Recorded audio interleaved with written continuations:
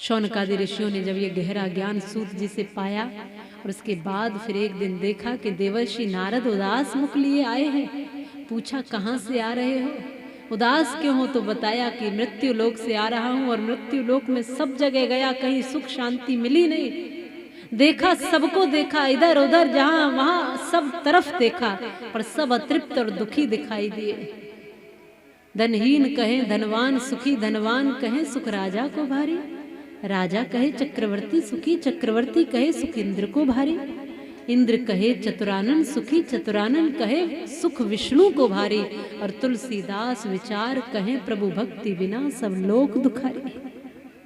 सब दुखारी दिखे, जिससे मिलते थे वो कहता था मैं दुखी हूं। गृहस्थियों के ग्रस्त में जाकर देखा, सन्यासियों के आश्रम भी देखे, वानप्रस्थियों के स्थान पर और ब्रह्मचर्य धारण किए हुए ब्रह्मचारियों को भी देखा। श्रीरंग, सेतु बंधन, कुरुक्षेत्र, हरिद्वार, तमाम तीर्थों में जाकर भी देखा, वहां भी लोग दुखी थे।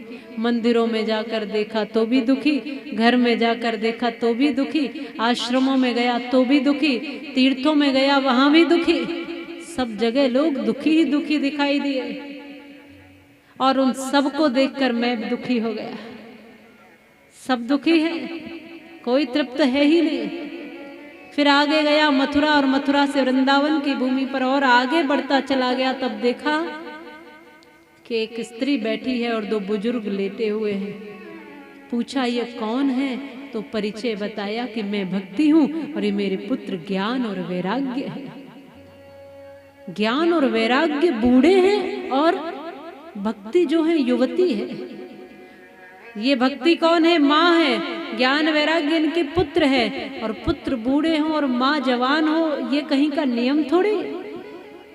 माँ कहती है भक्ति की मैं इसीलिए तो दुखी हूँ कि मेरे पुत्र जर्जर अवस्था में है, ज्ञान और वैराग्य आज बूढ़े हो गए हैं। क्या करूं जिससे ये फिर से पुष्ट हो जाए? सब करके देख लिया, सब कुछ कर लिया, अब क्या किया जाए? ये कैसे भी जर्जरता को छोड़ते ही नहीं है। तब बस वही पूछने के लिए, वही समझने समझाने के लिए देवर्षि नारद शौनकादि से कहते हैं कि क्या हो जिससे ज्ञान वैराग्य पुष्ट हो जाए। आज भक्ति का माहौल तो सब तरफ है, आप इस बात को ध्यान से समझना। ज्ञान वैराग्य और भक्ति कोई स्त्री या पुरुष के रूप में नहीं है, कोई शरीर के रूप में नहीं है, ये एक अवस्था है।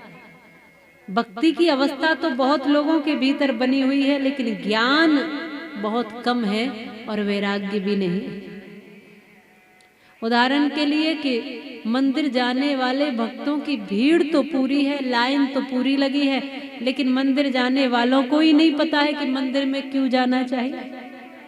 इस बात का ज्ञान ही नहीं है कि मंदिर जा क्यों रहे।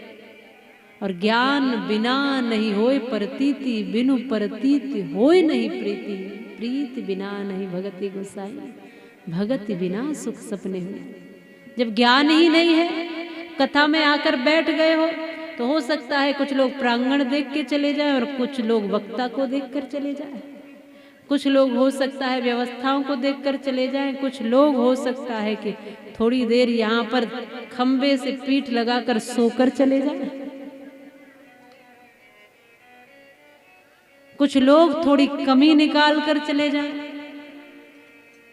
हो सकता है कुछ लोग केवल आवाज को सुनकर चले जाएं, कुछ ही लोग तो होंगे जो कथा सुनकर जाएंगे, लेकिन ज्यादातर लोग तो सुनकर भी नहीं सुन पाएंगे। कहते भी है ना कि श्रोता जो सुनता है, कुछ ऐसे भी है कि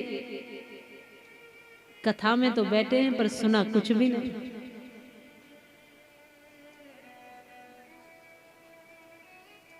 कई बार पूरी नींद कर लेते हैं। कहो कि जी आप नींद में थे, कहते नहीं नहीं ध्यान में थे, परम ध्यान में थे। तो ध्यान तो बाद में लगा लेना, अब तो ध्यान से सुन ही लो। और ध्यान से सुने बिना ध्यान लग ही नहीं सकता। फिर ये कौन सा ध्यान है?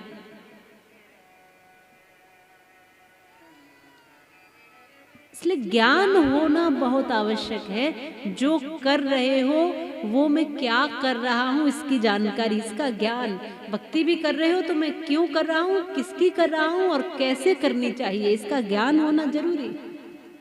ज्ञान तो जर्जर हो गया, वैराग्य भी जर्जर है, भक्ति प्रबल है। अब अकेली भक्ति क्या करेगी?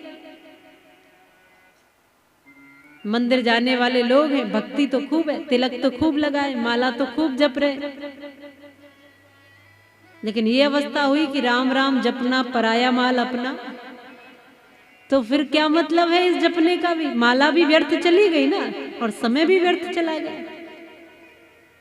माला जपते हुए दुनिया को दिख रहे हो, लेकिन माला जपने के पीछे उद्देश्य क्या? कहीं ये तो नहीं कि पड़ोसी का 3 मंजिल कब टूटेगा। अगर इसके लिए जप रहे हो तो फिर जपना व्यर्थ ही चला गया ना। देखने वाले को लेकिन लग रहा है कि भाई भजन बहुत बढ़िया हो रहा है, कितनी देर से जाप चल रहा है, पर ये तो वो जानता है कि भजन कैसा चल रहा है। इसलिए ज्ञान होना बहुत जरूरी है। आज श्रीमद् भागवत कथा को श्रवण करके अब नारद जी ने वो कथा ज्ञान और वैराग्य को श्रवण कराई, भक्ति को श्रवण कराई।